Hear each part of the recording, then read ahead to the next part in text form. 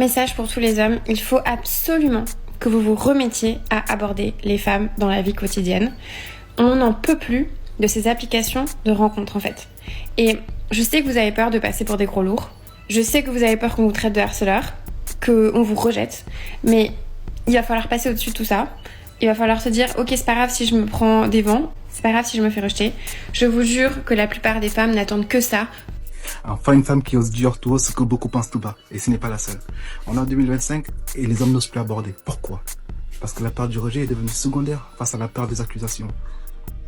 Avant, tu te prenais juste en vent. Aujourd'hui, un regard mal interprété et une approche maladroite, et tu peux être traité de harceleur, d'oppresseur, d'homme toxique. Tu peux être affiché sur les réseaux, détruit socialement. Dans cette époque hyper politisée, c'est devenu un vrai danger. Mais en même temps, on s'étonne que plus personne ne drague dans la vraie vie. Que tout passe par des applis, par des messages formatés, pour éviter la moindre vague. Le féminisme avait un vrai combat mené, et c'était nécessaire. Mais aujourd'hui, on est tombé dans l'extrême. Un simple compliment peut être vécu comme une tentative de manipulation. Un regard un peu trop appuyé, et c'est perçu comme une agression. Alors oui, certaines femmes en ont marre, et elles ont raison. Parce que la drague naturelle, celle où un homme ose venir te parler avec respect et assurance, c'est fini, c'est mort. Et si on en est là aujourd'hui, ce n'est pas juste parce que les hommes manquent de courage, c'est parce qu'ils ne savent plus où est la frontière entre flirt et accusation.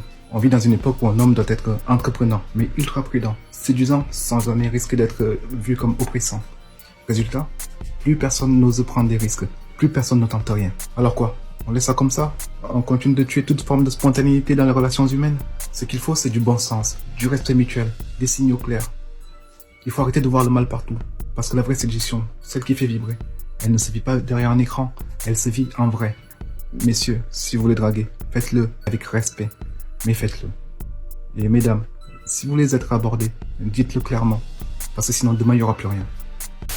Comment draguer une fille dans la rue? La première technique, les eye contact, ça marche à tous les coups, je le répète, je le redirai encore et encore. Il faut absolument que tu la fixes du regard, mais pas un regard méchant, un regard bienveillant. Surtout, le combo parfait, fais-lui un beau sourire. La deuxième technique qui marche aussi parfaitement bien, la technique du faux touriste. Demande-lui où se trouve la tour Eiffel. C'est une très bonne excuse pour entamer la discussion. La troisième technique pour draguer une fille dans la rue, la technique du chien. Elle marche à tous les coups, laisse ton chien s'approcher d'elle. Surtout s'il est gentil, laisse-la caresser ton chien. Les femmes adorent les chiens et elle va commencer à te poser plein de questions et s'intéresser à toi et à ton chien. Le combo parfait. La quatrième technique pour draguer une fille dans la rue, approche-la de manière spontanée et amusante. Par exemple, tu peux lui dire « Désolé de te déranger, mais j'ai un débat crucial avec mes amis ». Et tu lui demandes les chaussettes avec les sandales, c'est oui ou non. Elle va pas du tout s'attendre à une question comme ça. C'est sûr que tu vas la faire rire. Des petites questions comme ça, un peu fun, originales, ça marche à tous les coups.